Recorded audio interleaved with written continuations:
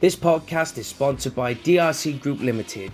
DRC Group Limited is an official waste management company based in Cardiff.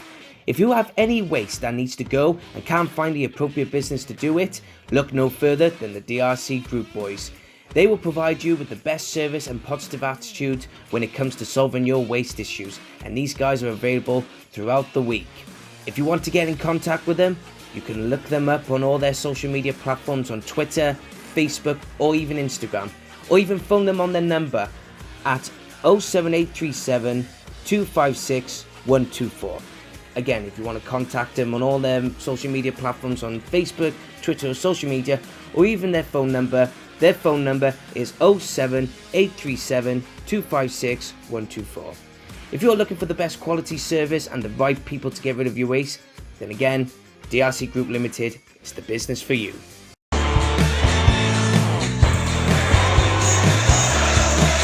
You, Brian Flynn, I mean, you've been there and done that.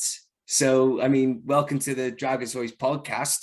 The one thing that on top of my list is there are two questions, all to do with Burnley, but it's also you're the man who's been regarded as a hero to Welsh football, and they say that your heights never really got in the way of your tremendous career. So how did it all begin, and why Burnley? Why do you go to Burnley? Was there any other offers from other clubs like in Cardiff, Swansea, or anywhere like that? Why Burnley? Well, basically, I signed for Cardiff when I was 13, and I went there for 2 years,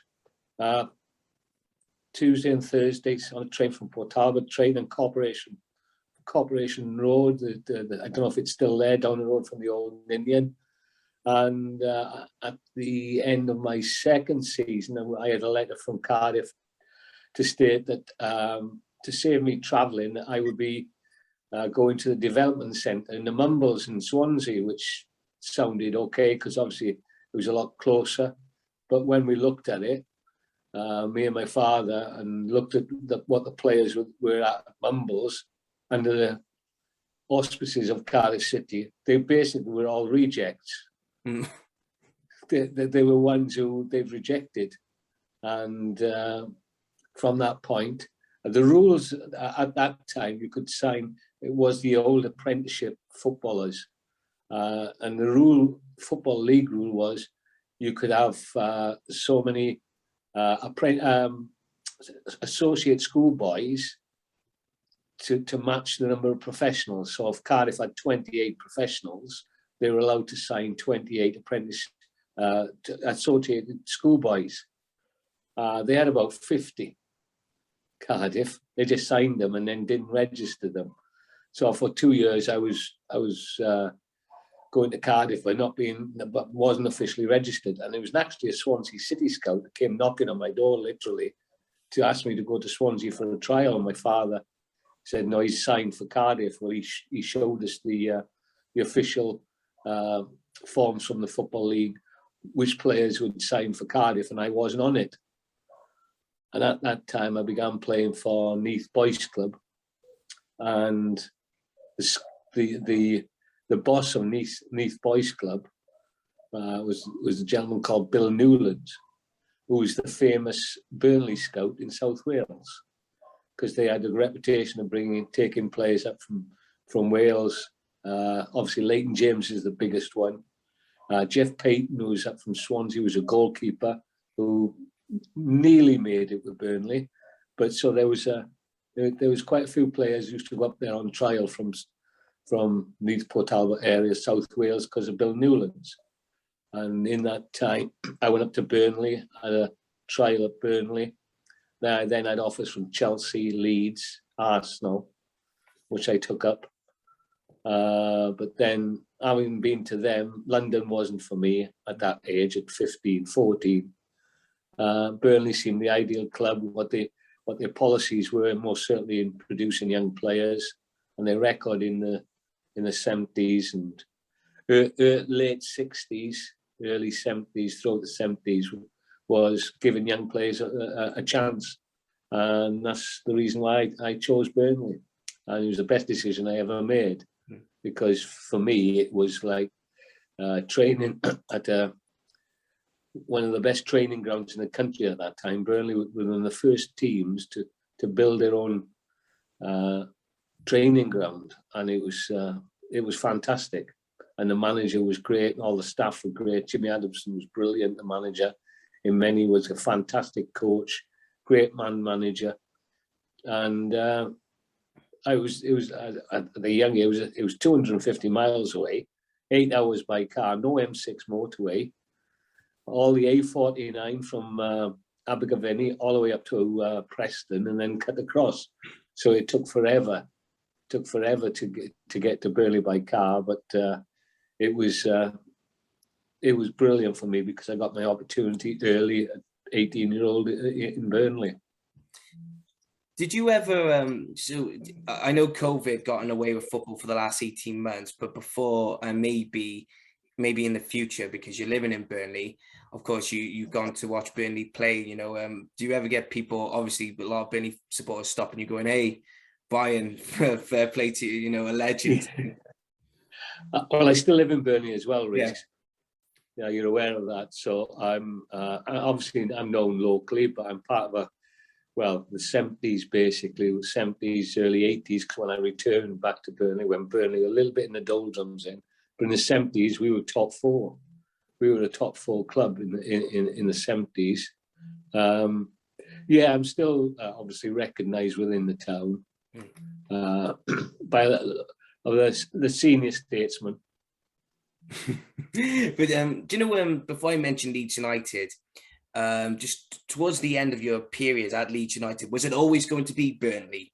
Going back to them, was it always I'm going to go back to Burnley, or was there other offers that you did consider that maybe I should try that particular club or that particular club? Well, I had nearly seven great good years at Leeds. Apart from the last 6 months, the club was going through a little bit of a turnaround when Jimmy Armfield left. After I think the 4th year, we'd finished third, and third in the first division, and they felt that wasn't good enough for Leeds, so they sacked him, which was a blow for me because Jimmy Armfield signed me. And after that point, they had quite a number of managers. None of them could settle. The manager who actually decided to leave me go was Eddie Gray, and he was caretaker manager, then got the manager's job, and they said to me there's they had some cash flow problems. I believed it at the time, but they'd had an offer from Burnley for me to go back, and it seemed, despite I was going down one division, and the team was struggling in that division as well, I felt, because I still lived in Burnley, I still thought I wanted to keep playing because I wanted to keep my playing for Wales. And if I wasn't playing in the Leeds team, then, which at that time the manager was picking other players, obviously, I felt to maintain my status with Wales, I felt I had to go and play with Burnley, and that's what I did. And speaking of, Jimmy Armfield, when he brought you into Leeds United, this was just after, I think he just took over Brian Clough after his, 42 days of madness, let's just say. And I really want to mention Brian Clough because there was in the Football League, you reached the Football League Cup semi-final, but it was against Nottingham Forest. So Brian Clough was the manager there. So I bet that was a big warm welcome for him at Leeds United when Nottingham Forest came to your area. If my mind serves me well, I think I was cup-tied that year. I went in November, and I think I'd already played for Burnley, so I couldn't play in the League Cup as it was then. I can't remember. I'd been at Ellen Road for the semi-final, but not involved playing-wise. It was a couple of seasons later when we got to another semi-final against Southampton, which we lost, which famous, the second leg in Southampton, we were only 1-0 down. They beat us at Ellen Road, but we were confident doing it. And we were due to play Southampton in the second leg. And the famous or infamous Clive Thomas was the referee. at the Dell, and half the pitch was frozen, and half the pitch was soft, and the game should really never not gone ahead. But I think we drew 0-0, so lost 1-0 on aggregate in the semi-final, which was a big disappointment, I must admit. But the players all the players there, Paul Madeley, Peter Lorimer, Eddie Gray, David Harvey, Alan Clark, they all talked about Brian Clough and what they didn't have kind words about him because he tried to change everything there, and they were successful. So he just really needs to keep going in the same direction, but he wanted to change everything, Brian. When you joined, was Johnny Giles there? Was he still there at the time? He No, left. Johnny had gone, Billy had gone, Jack Charlton had gone, Gary Spake had gone. When I was there, Joe Jordan was there, but it was obviously he was going to Manchester United, as was Gordon McQueen. It looked as if them two were leaving. There were two big players for Leeds at that time.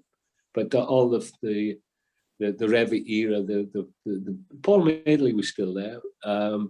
All the players from that era it was transitional year. That's what Jimmy Armfield did. He built the team in 2 or 3 years to compete at the top. Obviously, we didn't make the top spot, but we were close.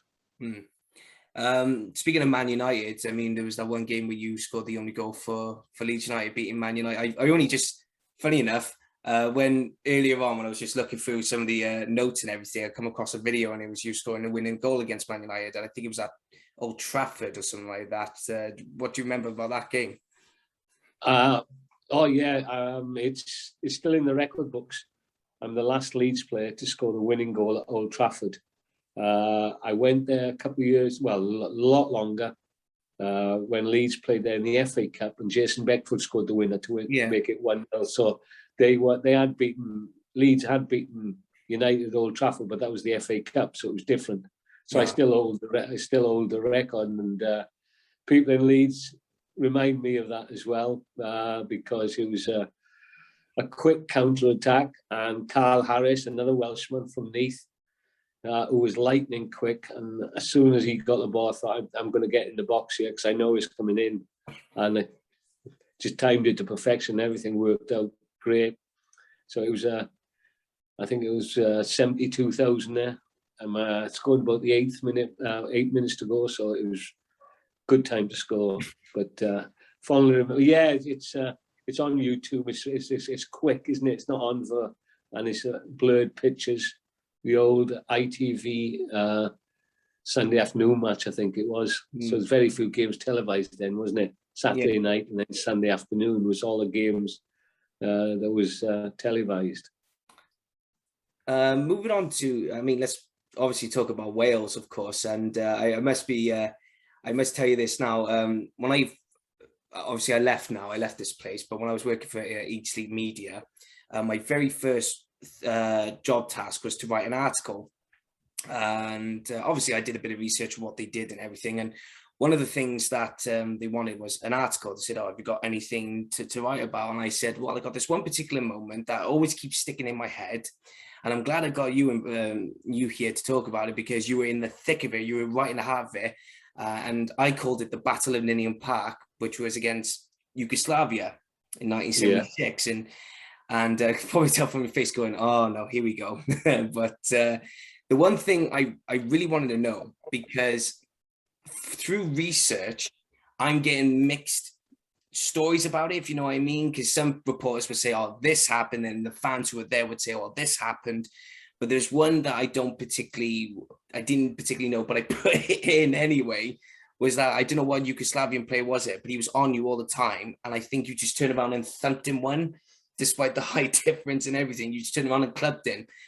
Did you do that, or was that just fabricated story? It was retaliation. It did happen. I'm thankful the referee didn't see it, obviously, but it was the match was strange from the beginning, because the East German referee called Rudi Glockner wanted to delay the kickoff because the East German flag wasn't flying over Ninian Park. in the UEFA rules, it's just there's the home nation and the visiting nation's flag must be flown. But he was insisting upon the East German flag being flown.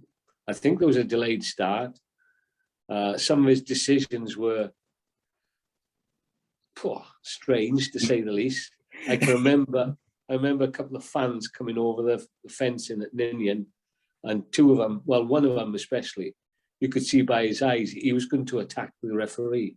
And me and Leighton Phillips managed to get in his way and calm him down and send him back. There was chaos there. There was chaos, I must admit. Yeah. Because one other thing, because there's loads of pictures of it, right? But most of the time when I write down Wales v Yugoslavia 1976, and I even got the programme, and it's signed by Di Davis, God bless him.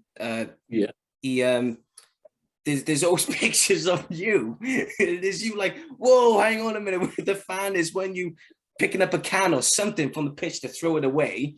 It seems to me as thinking, Fleming, you was right in the thick. Well, I know you were playing, but Fleming, you were right in the thick of it when he was kicking off big time. It was one never to forget, which obviously led the follow-on from that was just playing at Anfield. Oh, it's a Scotland game, was it?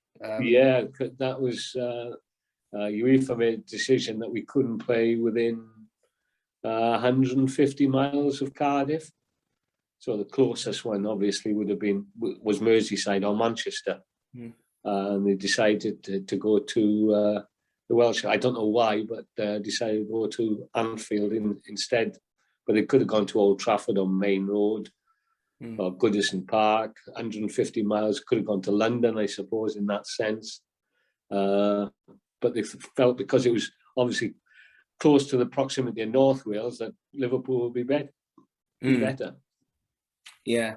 And there's another famous game, isn't it? That's another famous game for not the best reasons. Yeah, because you were on football, Ellis James Football Nations, talking about it, and obviously, and the one person I really want to and clarify if I get a mistake, Brian, because I keep getting mixed up with this one, but I really want to mention Di Davis because I feel like now, from what I've gathered as much information about Di Davis, because I only know Di Davis from Scorio because of what he did on Welsh TV.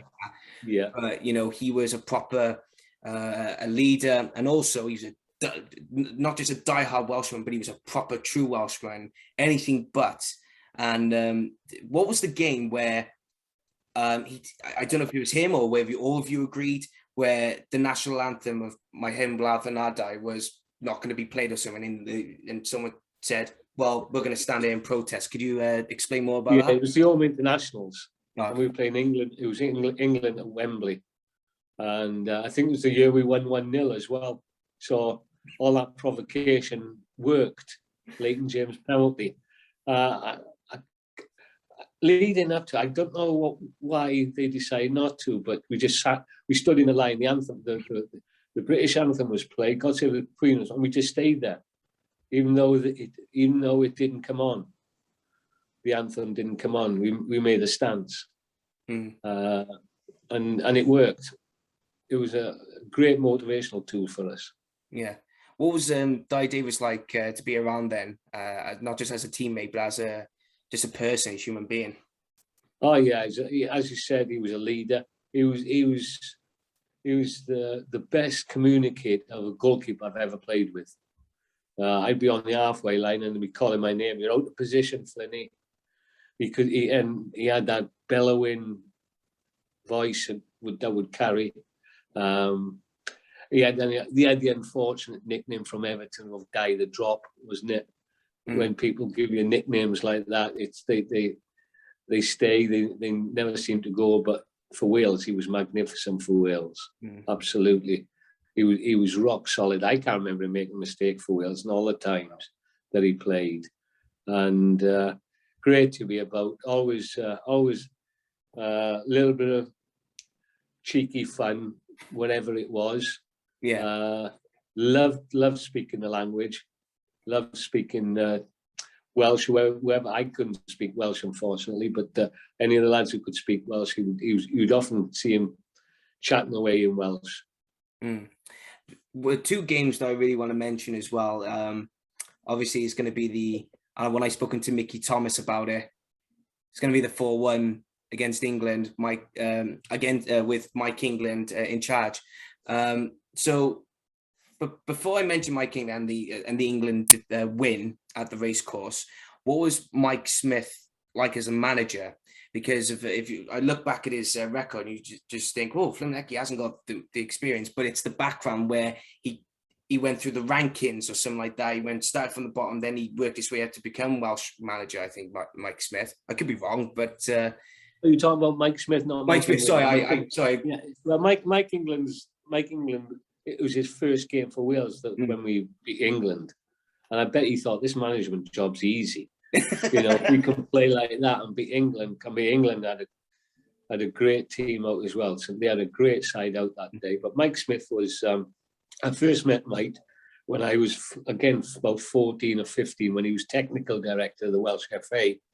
And he's obviously, at the time, people thought because he's English, he couldn't be the technical director of Wales, but he was brilliant, tactically superb, great at developing players, and knew exactly what the system. We reverted, everybody played 4-4-2 then, but Mike came up with a system of 4-3-3, and obviously a flat back four, but the three in midfield was myself, Terry Orth, who was the anchor man in midfield, and John Mahoney. And me and John were carriers. Terry would get the ball and we'd shift it on. We had Tosh up front, Leighton James, who was on fire then, who was terrorising defenders. We didn't have an out-and-out goal poacher to go with Tosh. Gil Rees, I think, was in the team at that time. Then Alan Curtis came along. Gordon Davis came along. These sort of Peter Sayer had a spell in the team as well. I remember when Nick Dacey, who was from Eindhoven, PSV Eindhoven, came into the squad at later stages. But we didn't have that somebody who could get 12 goals in 6 games, one every other game, But Mike Smith was technical. I remember going to a coaching course in Ogmore by the sea, and he was there. And that's when I first met him. And then he was involved. I got involved with, obviously, the Welsh schoolboys. He wasn't actively involved in that, but he was always there watching games, players of a young age, to see who he could develop. And it was no surprise that he got the Welsh manager's job, and he was brilliant, absolutely brilliant, Mike Smith. Everybody liked him. His training sessions are always interesting. And when you get a bunch of players together, like we were at the time, we got that huge passion as well. And we were very close. The team picked itself firstly. And the squad picked itself, 17, 18 players. And the odd addition here and there, but it was pretty, for about 3 or 4 years with Mike, it was strong, really strong squad, very close knit.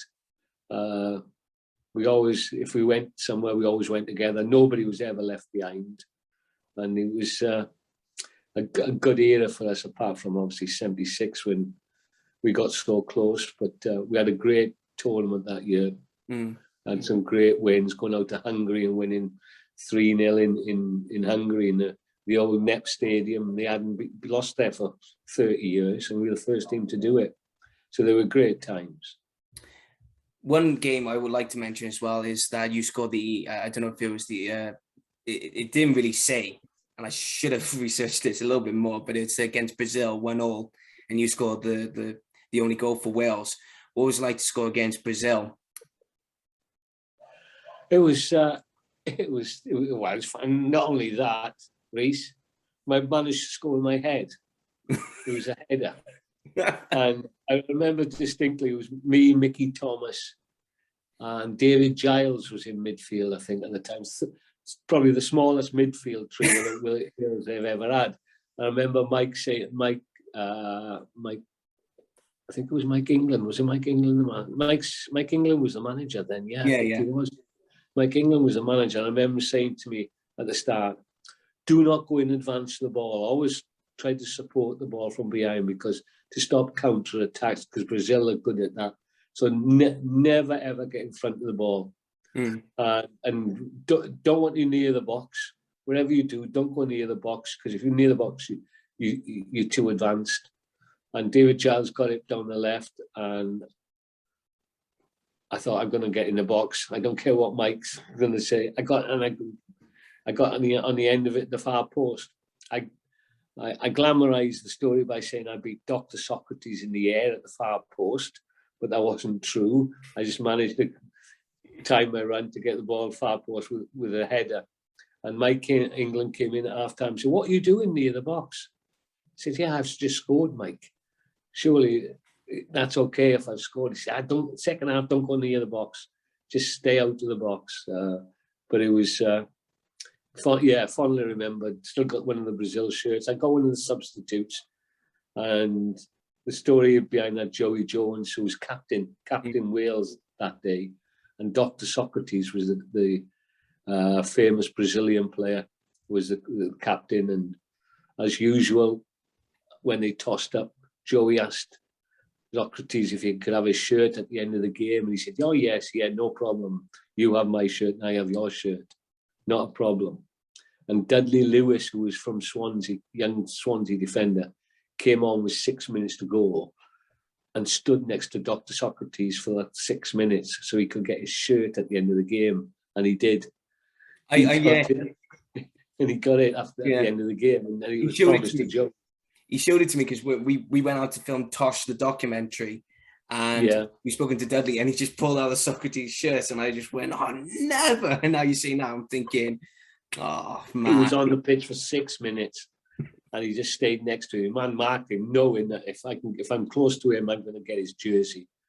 And that's what happened. Joey wasn't too happy with that, I must admit. So what was your last game for Wales then? What was the last game? I think it was an end-of-season tour because we went to Norway and Israel. And it was the first time I was not actually in the squad. So I was just named in the original squad. So I was really disappointed leading up to that. And there was a couple of injuries of players. It was actually at the end of the season. So it was the end of May. And it was a 10-day trip to Norway, because Wales, we were classed then as warm-up material. You know, we'll play against Norway, thought we'll play against Wales, we'll have a nice easy game, warm-up game for whatever championships it was. And we went from Norway out to Israel, and we won both games. And I played in the Israel game. I think I came on as sub against Norway. I'm not 100% certain, but I think Israel was my actually last full international. Is that right, Reece? Have you got some documentation there? He's got some documentation, just looking at some of the notes, and yeah, it was one of the last ones played. And it's so many notes. My handwriting, man. I mean, I have worse days, but I'm like writing it all down. But yeah, it was one of them. It was that one. But I mean, 66 caps and 7 goals. Can't go wrong with that.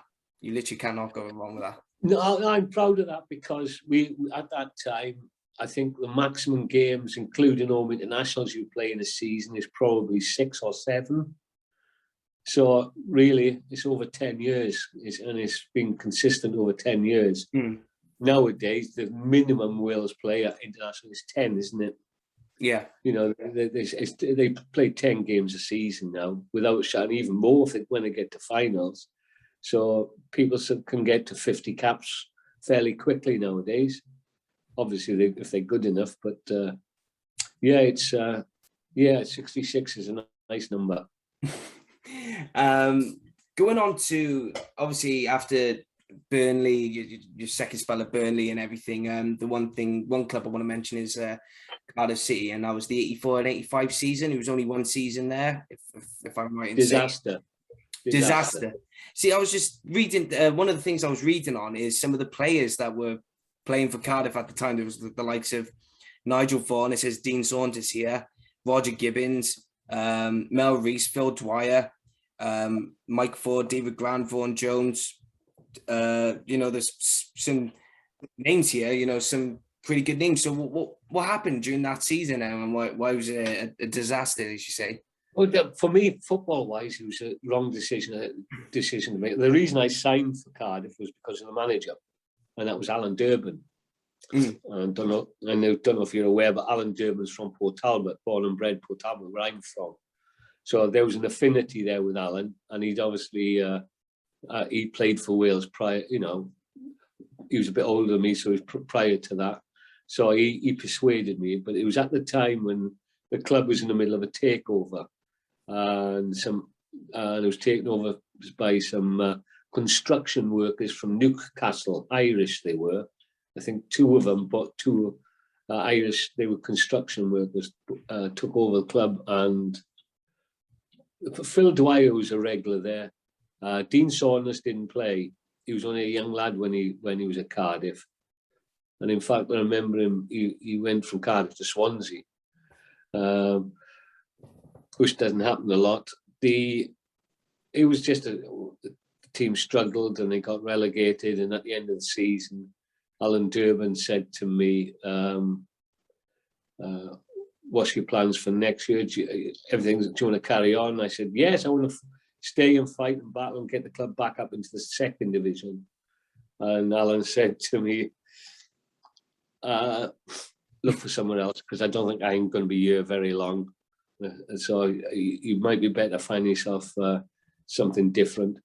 And Doncaster came calling, so I went up to Doncaster and played. I did 2 great, lovely years at Doncaster in comparison to Cardiff, because they were filled with young players. It was a young team and they wanted an experienced player.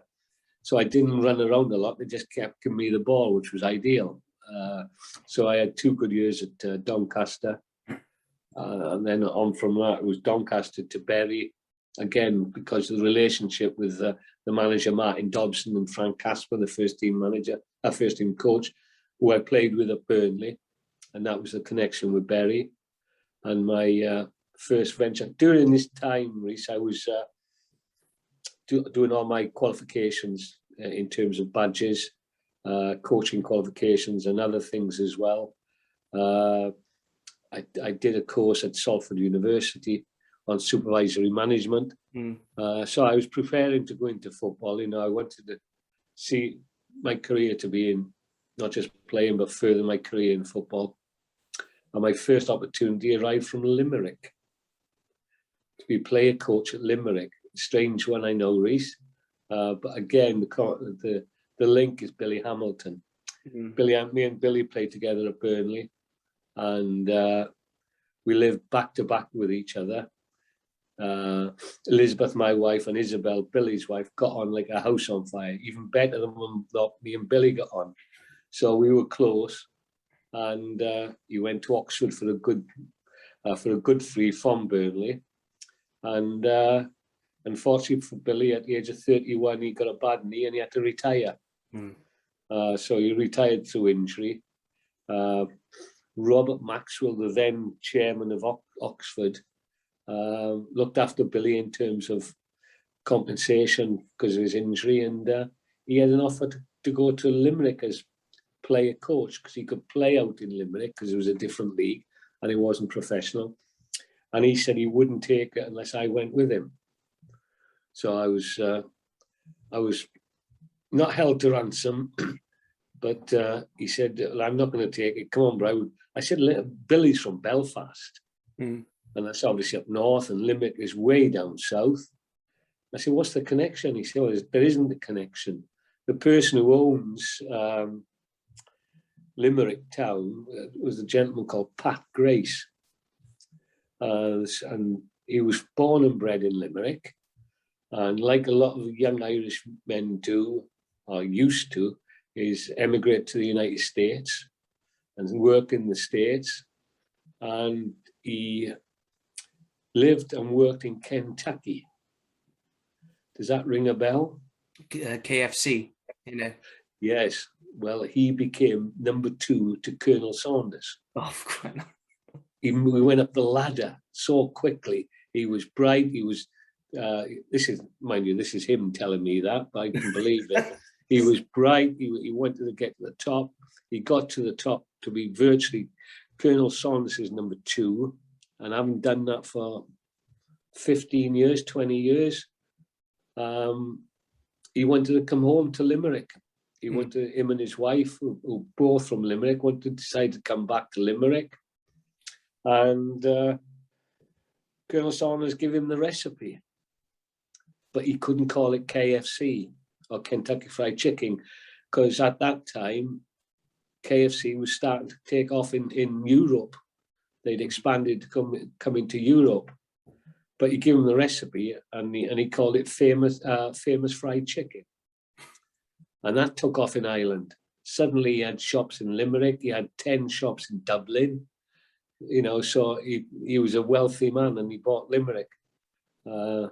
He took us over there, and they were bottom of the league, struggling by 6 points. He just said, stay in the league, which we did. I played, Billy played the occasional game, but I played most of the games. Play a course. These were all amateur lads. They were as good as gold. They were all players who were working and then come in and train twice a week. So that was a different culture for me and Billy, having been professionals. And we managed to keep them up, and I got the sack, which in football it was a valuable lesson early on in my career, because sometimes you can have success, but it's not good enough in relative success in keeping them safe. And that was my short start, but it made me more determined, really, to make coaching and managing the road I wanted to go down. Jump into Wrexham now, you know, as a player and as a manager. You know, you were there since 1988, and obviously started as a manager, I think, in 1989. So a bit of a player manager at first for a couple of seasons, and I got to read out some of the success you've had. You know, you became 4th division runners-up in the 92-93 season, only just behind Cardiff. Bit ironic as well. And I think it's a bit ironic to say, because it's the 92-93 season, and it's around about the same time that the League of Wales was formed, and most of the clubs, Welsh clubs that were playing in the English league systems, were told, well, you're going to have to come in here. And obviously, I think Wrexham and Cardiff and Swansea were granted immunity to say, well, no, you seem to, I don't know, but for my guessing, you seem to be doing well, so just carry on what you're doing. But it's all the clubs in the non-league area that had to come back. So, but managed to get promotion to that. Then it was the quarterfinals, FA Cup in the 96-97 tournament. Chesterfield, just looking at Chesterfield, seems to be a bit of a random one. So, well, Chesterfield doing there. It was a fantastic period. I built a really good team. We had some great results early on. We had great results in the FA Cup. I think for Premier League teams, we played against Premier League teams 10 times in the FA Cup, in the 3rd round of the FA Cup. And Manchester United was the only team to beat us at the first attempt. We played 5, lost 3, drew 2. Won 5, lost 3, drew 2 in them competitions. We beat Ipswich, we beat Wimbledon, we beat West Ham twice. Obviously, Arsenal was the key one. And then we beat Birmingham. Birmingham were in the 5th round. Brian Hughes was unplayable that day. And he ended up going to Birmingham. And the worst draw, there's 8 teams in the draw. There's 6 Premier League teams, 1st division teams, and 2 3rd division teams. That's in Chesterfield. And we drew each other. It was the worst possible, not for Chesterfield, because they were at home. But what he was even worse than the draw. Well, we're in a quarter-final, we can get to the semi-final, we can beat Chesterfield away, it's not a problem. And the police changed to the kick-off to 11 o'clock Sunday morning. Exactly, Reece. Can you imagine playing on a Sunday morning at 11 o'clock? There wasn't going to be any crowd trouble. There was only, the crowd only owed 7,000. So why play this game? It was so difficult for us. And we weren't used to, talking to the staff and coaches, well, we're going to have to go and stay on Saturday night. What's the routine in the morning? When do we get the players up? When do they have breakfast? You know, their sleeping patterns are going to be all over the place. Kicking off at 11, we're going to have to get them up at 8. I get up at 11 on a Sunday. Game at 11, it's like unbelievable. And unfortunately, the game was decided on a major mistake made by the goalkeeper and Darren Brace, the fullback, they clashed with each other, and the striker literally only had to walk the ball into an empty net. So it turned out to be a disaster in many ways, but it was a great cup run. Chesterfield should have got to the final that year, if you remember. The semi-final against Middlesbrough. Remember the semi-final against Middlesbrough? They 1-0 up, and I think it was Sean Dyche had a shot, hit the crossbar, came down well over the line, and the referee didn't give it. And they would have gone 2-0 up. Middlesbrough had a man sent off down to 10 men. So the game was over. And then Middlesbrough managed to get an equaliser, drew 1-1, and then won the replay to get to the final. So Chesterfield really should have been there. It would have been great for them. Speaking of the FA Cup, obviously, we're going to have to mention it. Arsenal, Racecourse Ground.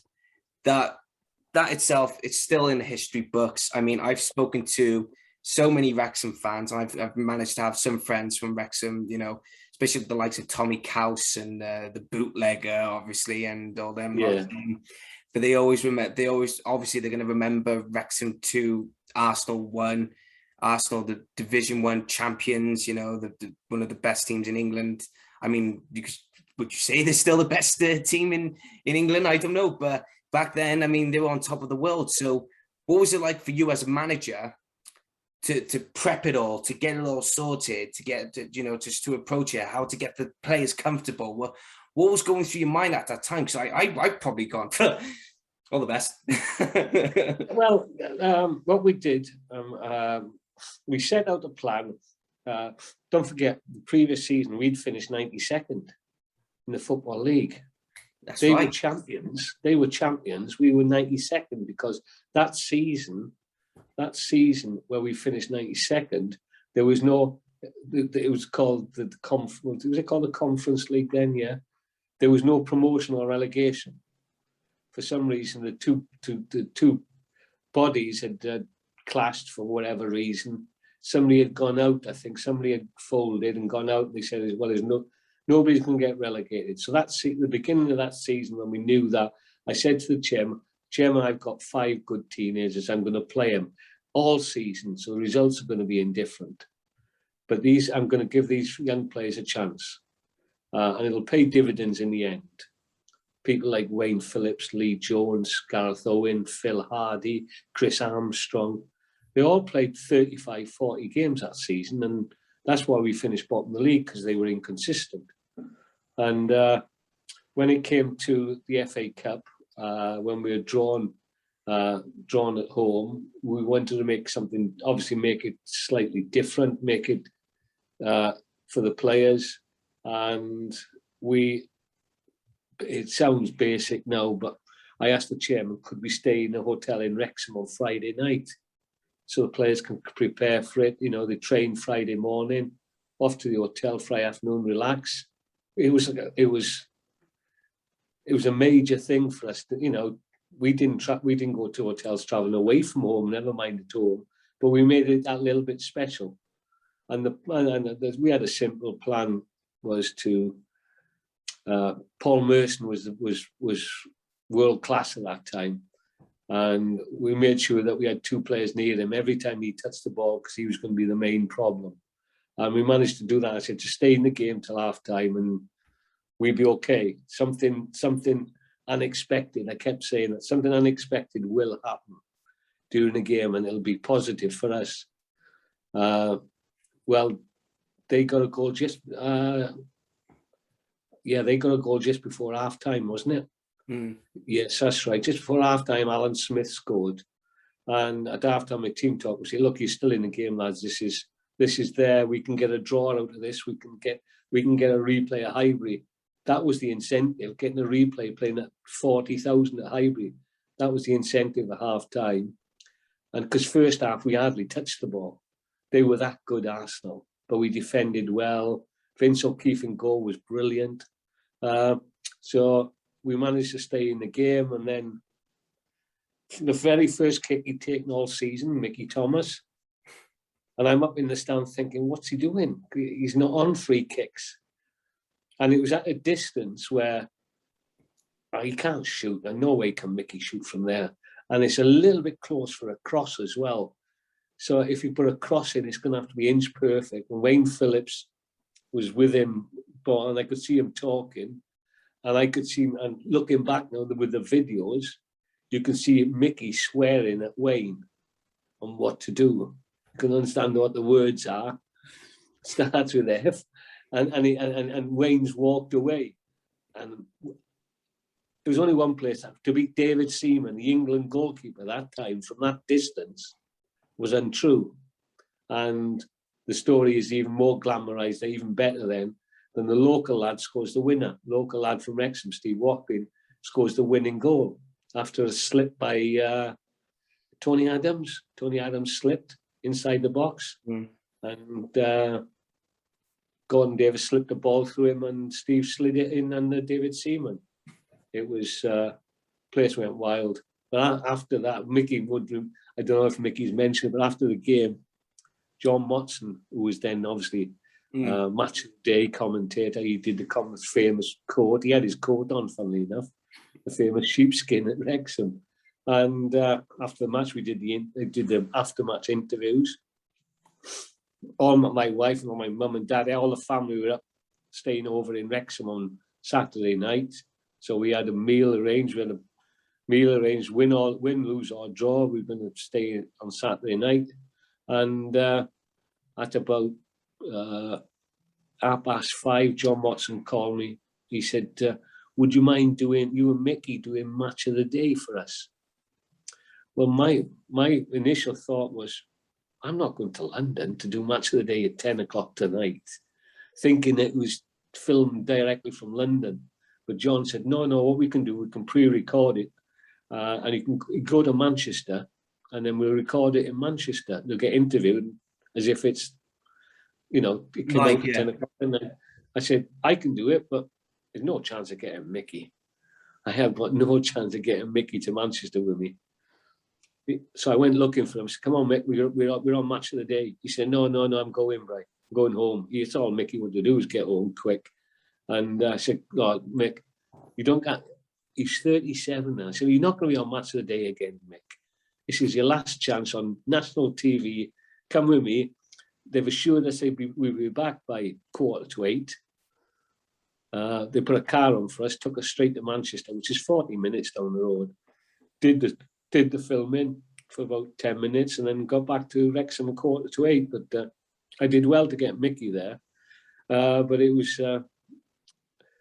I changed the fortunes of the football club because the revenue we got from that and the cup games was the catalyst to financial stability. Then we weren't rich, but we had finances were looking a lot better and healthier then. Especially as well that I'll mention this when the Welsh Cup before going on to Swansea and then your time as Wales under 21 manager and even caretaker manager. And by the way, you're the first ever Wales manager to come on my podcast, and that's why I'm really humble. But everybody's Reece. Every manager is a caretaker manager, aren't they? Because apart from Fergie, everybody's Sean Dyche is not a caretaker. I think you could only be classed as a manager if you've been at a club for over 5 years. Because otherwise, you're just caretaker manager, just looking after the seat for somebody else. Yeah, a bit like Gavin Chesterfield. I mean, he's been at Barry Town now since 2007. So yeah, he's a proper manager. He's a proper manager. Yeah, exactly. So one of the things I really want to mention is it's the Welsh Cup, when you won the Welsh Cup against Cardiff, and it was in 1995, but it was the very last time that any Welsh club in the English league were going to play in the Welsh Cup. So how much did it mean to you and it seems a bit poetic as well, because Wrexham being the ones who won the Welsh Cup the most would be the one to go, right, we'll win it for the very last time. So what did it meant for you, the team and the fans, just to take on the Welsh Cup for the very last time? And it was at Cardiff as well. Oh, was it Cardiff, was it? Oh yeah, it was, wasn't it? Arms Park. Yeah. It was at the Arms Park, and it was at the racecourse. Sorry? I kept thinking it was at the racecourse. No, it was at the Arms Park, and Nathan Blake terrorised us when we played Cardiff. He caused us so many problems. He was brilliant, Nathan Blake, in that era. At that time, he was unplayable at times, I must admit. I had two really good centre halves, Tony Humes and Mel Pedgick, who were great combination, but they had problems with Nathan Blake. And if I remember rightly, another story to that was Eddie May was the manager at Cardiff, and we were playing at the Arms Park, and a week before the game, he'd actually released about 8 of the players to say they were going to get a contract for the following season. And they were there, they were in the team to play against us, knowing that was their last game for Cardiff. But they didn't have to put a shift in that day. You know, you couldn't tell that they were going to be, they did it for professional pride, they did, the Cardiff players. Because there were, at times we were just about staying in the game. But we had Gary Bennett. We had the goal scoring phenomenon for us. So and he got both goals. So it was a great day all round. I think the ruling was because UEFA had stated that you could only enter a European competition through via one route. Well, Wrexham, Swansea, Cardiff had the FA Cup as a route to UEFA, as if Wrexham, Swansea or Cardiff would win the FA Cup at that time. But it was financially, it was more rewarding than we would have to come out the FA Cup to join the Welsh Cup. I think that was the scenario at the time. So as a club, we decided, well, we'll get more money out of the FA Cup than we will out of the Welsh Cup, unless you win it and then go on into Europe. But we've been into Europe twice, I think it was, and it was financially rewarding, but not as much as one game in the third round of the FA Cup against the Premier League team. So we were excluded from the Welsh Cup, and that was the last game, and we knew that it was our last chance, and to go out as winners was very rewarding, I must admit.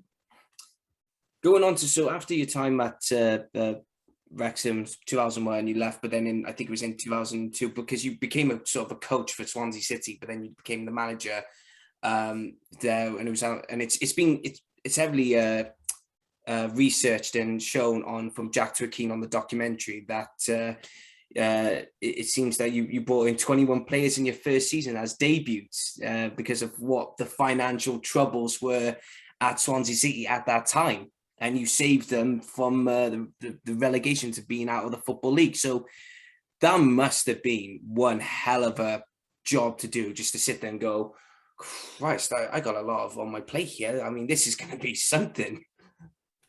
Yeah, well, prior to that, I think I took over in November.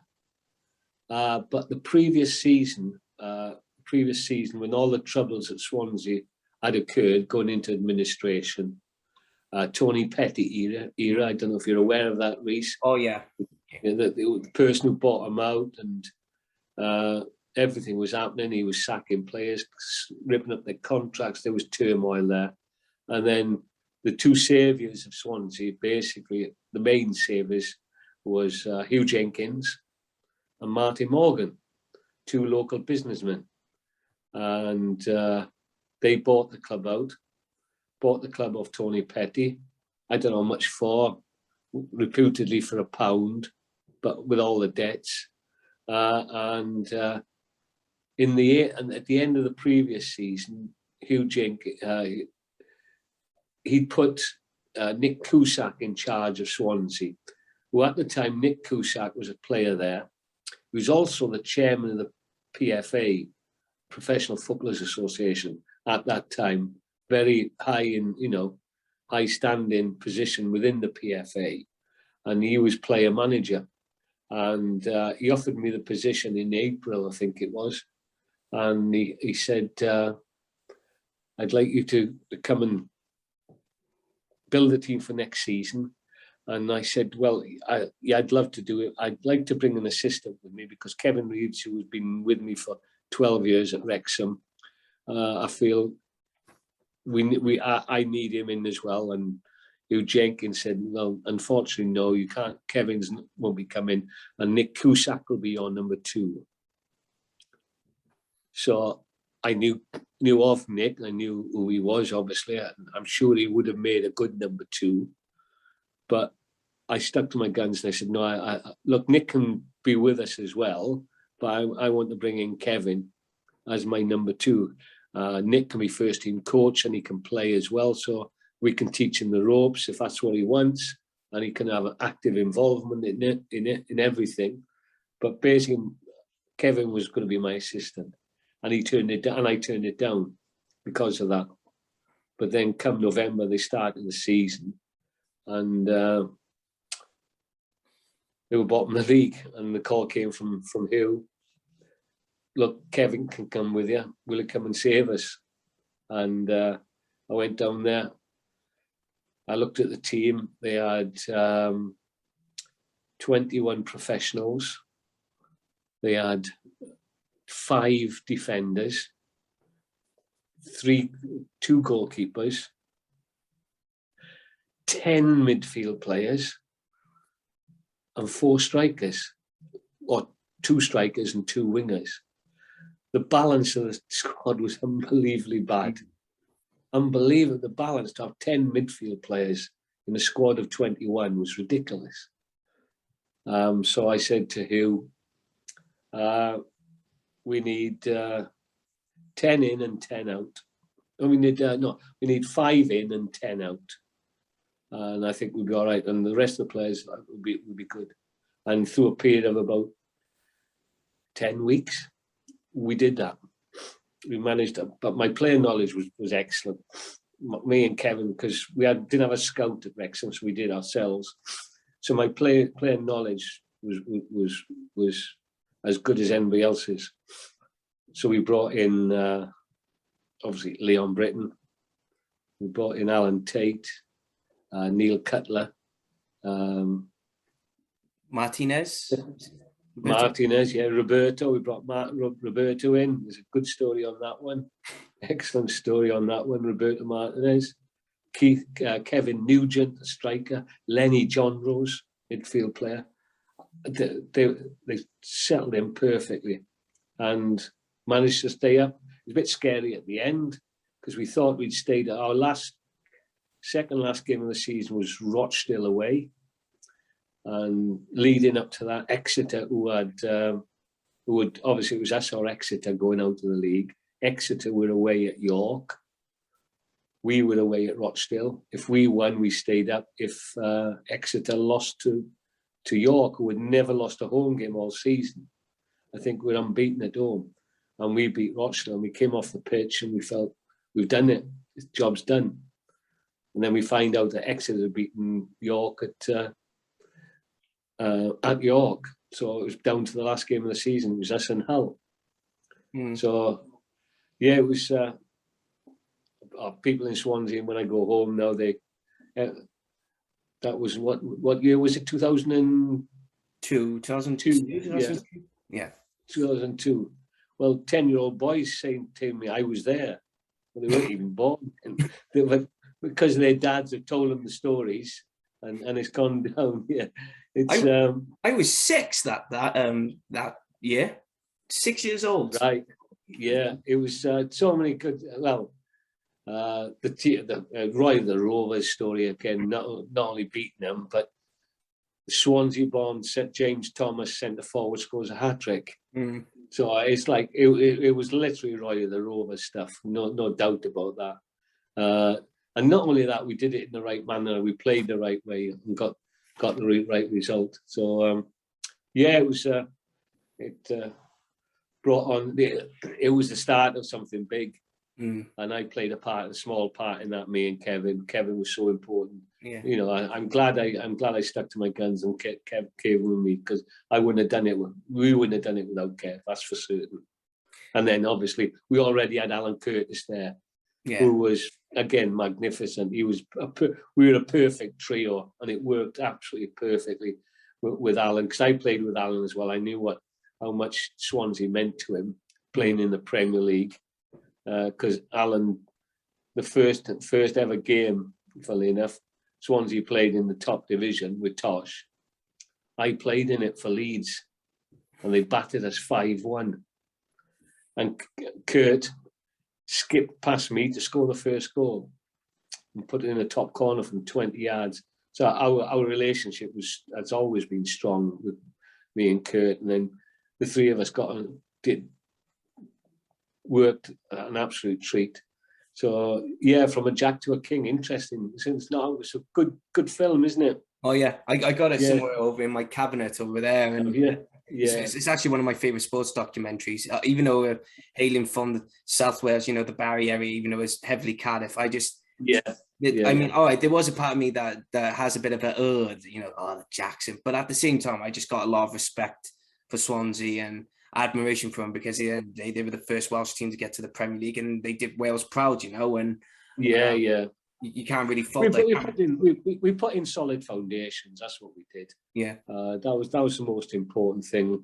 When I took over, I said to Hugh Jenkins, "Look, this is going to be a hell of a roller coaster ride, but there'll be more ups and downs, but the downs will feel worse because I don't think we won for the first 5 games, something like that. We were well adrift at the bottom. We were struggling, but the highs were very high." Yeah. Well, speaking of the highs of the highs, this is where a lot of people would say that Gary Speed was the one who started it all, but a lot of people say it was John Toshaw. But I beg to differ. I think you were the one who started this one off, considering that John Toshaw told you to start to work with the under-17s, 19s, and under-21s of Wales. You bringing in the likes of Bale, Gunter, Ramsey, Ash Williams, Hennessy, Allen, Robson Cannon. I still laugh at that story. But I still laugh at that. Is he Welsh? Oh yeah, you go on holiday with your nan? Right, you're in. It's true. I mean, the fact is true, and there's so many good stories. Like Brian McDermott was manager at Reading, and when I was on my scouting trips, if I was going to London,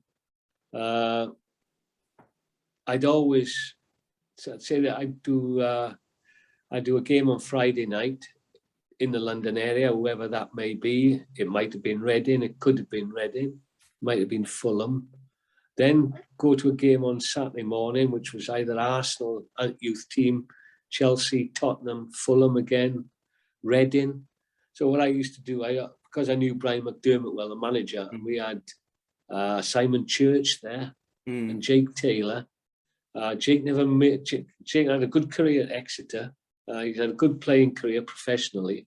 Simon obviously got into the Welsh team, and going to Hogwood Park, the training ground, was great. They were so welcoming, and it just so happened that when I went there, a player who was there, who was at Burnley when I finished at Wrexham, a hell of a character, Glenn Little, was at Reading at the time. And he's the one, you know the story, he's the one instigated the conversation with Hal. He's the one that set it all up inadvertently, I must admit. But it was, Tosh was key to everything, because I remember meeting him in Verdi's in Mumbles, and he put the plan to me, and he said, but he had to do it in the Basque Country, didn't he? Couldn't sign any players outside the Basque Country for Sociedad. So he had to produce his own team, his own players. They couldn't buy anybody outside. And he said to me, "Well, you manager Wrexham, how many teams did you have at Wrexham?" I said, "Obviously the first team. We had some sort of reserve team and a youth team." He said, "Well, there's 3 teams there. You manage them all, don't you?" I said, "Yeah." "Well, it's the same principle, 17s, 19s and 21s. And at this point, it's difficult not to criticise the individual coaches of them groups at that time. But the message coming through is that the under-17 coach wouldn't release his better players to the under-19 squad to fast-track them, because obviously he wanted to win the under-17 tournament or the group stages or whatever, and taking away the best players to promote them, which was the right decision. The squads never changed. Nobody went from the 17s to the 19s, or very few did anyway. Nobody went from 17s to 21s. But I changed that straight away, because, well, obviously, if a 16-year-old is good enough to play in the first team, you've got to play him in the 21s. Oh yeah. So I think Gareth Bale only played one 21 game, under 21 game for Wales, and that was at Port Talbot. Funnily enough, my hometown. We played. Yeah, there's a picture of him in the squad, in the squad photo, and that. Yeah. The one thing I really want to mention is, because I was there that day when John Toshak got was relieved of his duties as a Wales manager. Obviously, he had to take over as caretaker manager. Obviously, one of them was the Bulgaria game at the Cardiff City Stadium. I was there. I was there that day, and I had 2 tickets. And my mum and my dad couldn't come. No one could come, so my mum came with me. She's not a big football fan, but she came with me. Yeah. And it was just a lovely moment, even though we lost that night. But it was nice that's why I was thinking, oh my God, you managed Wales, and I was there that day when you did manage Wales.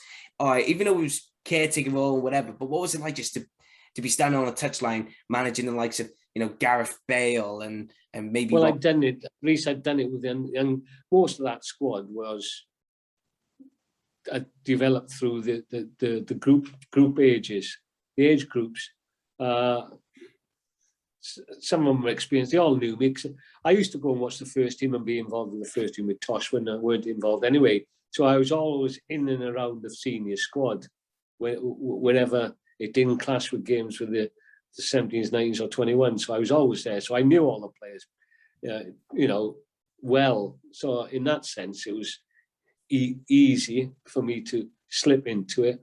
Two difficult results. Bulgaria, I think it was Lothar Matthäus' first game for Bulgaria. I think it was his coach.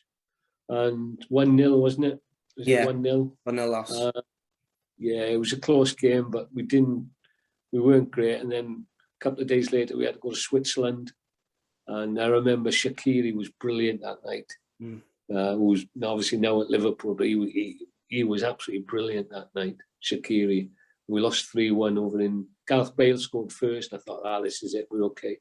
I had ambitions to manage Wales, obviously full time, but it wasn't to be. That's the way. I was experienced enough to know that's how it is in football. And Gary Speed took over then soon after. It must have been. Did you think that? I mean, he helped. He made people of Wales believe again. But in your opinion, did you feel like, that's a bit risky? But did you thought, Gary's Welsh through and through. He's got the knowledge. He's got young. He's got ambition. He's going to do it. Was that your perspective? Yeah. And he was obviously impressing that the future of Welsh football is with the young players, which for me, which was perfect. Tosh was very traditional in terms of training methods. They were all right. He said, right, we did this at Liverpool and we won everything. There's no magic formula about training. It's what you do. The things he always used to say was, to have a good training session, you need, like any good boxer, you need a good sparring partner. All these world champion boxers, their sparring partners are not far behind them because they test them. And what he wanted in training sessions was players to test each other in training sessions to make them better. And young players did that. And even though his training methods were traditional, I remember Ryan Giggs speaking, and Ryan said, he's different. Tosh, he's definitely different, but he's the manager. We've got to give him what he wants. That's how it is. We can't decide which formation to play. We can't do that. That's the manager's job to do that. But there was disquiet, would you say, certain players, and without naming names, famous players who just didn't, looking back, didn't take to Tosh. And I think they knew that possibly their international careers would soon be ended with a number of young players coming through. So I think there was a little bit of they were a bit traumatized that my international career is going to be coming to an end soon because of what's happening. And Gary changed things. Obviously, got the scientists involved in the analysts and the scientists and conditioners and all these things, which was which was prominent in the Premier League then, wasn't it? Mm. You know, the number of staff. I think the number of staff quadrupled when Tosh, there was Tosh, Roy Evans, and Dean Saunders, basically, and there was a medical backroom staff with a couple of physios, and that was it.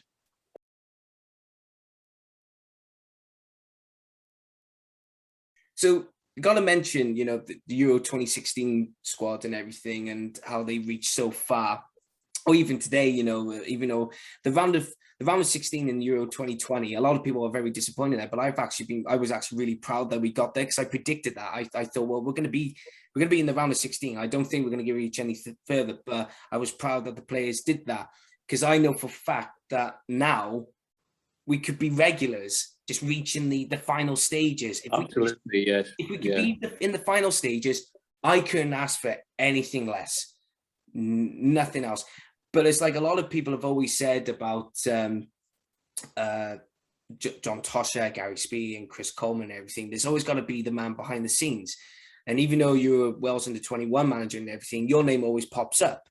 And I was reading an article, there's Welsh football fans, and it says the man who saved Welsh football, or, you know, football, international football, and your name was mentioned. I mean, do you agree on that statement? And also, do you think when you looked at the Euro 2016 squad, do you think, proud of you lads, you've reached it? You know, I think the one of the proudest things for me is the best.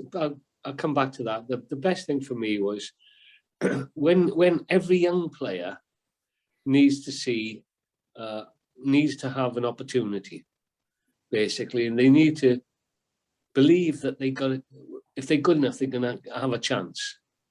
The worst part, the biggest problem for young players is if they feel they're doing really well and don't get the opportunity. I used to say to them, if you're good enough, I'll get you into the first team. I'm your passport to success. Mm. I'm the one, because if I say to Tosh, he's ready, he'll pick you. So that is the opportunity. That's the window of opportunity for young players, and it happens so often. It just kept going and going and getting better and better and better. So I am proud of what we set up, what foundations we put in. The biggest thing I'm proud of is Chris Gunter's 100 caps. Mm. Absolutely brilliant for a player like Chris. Not only that, 76 consecutive games. Yeah, that is some consistency.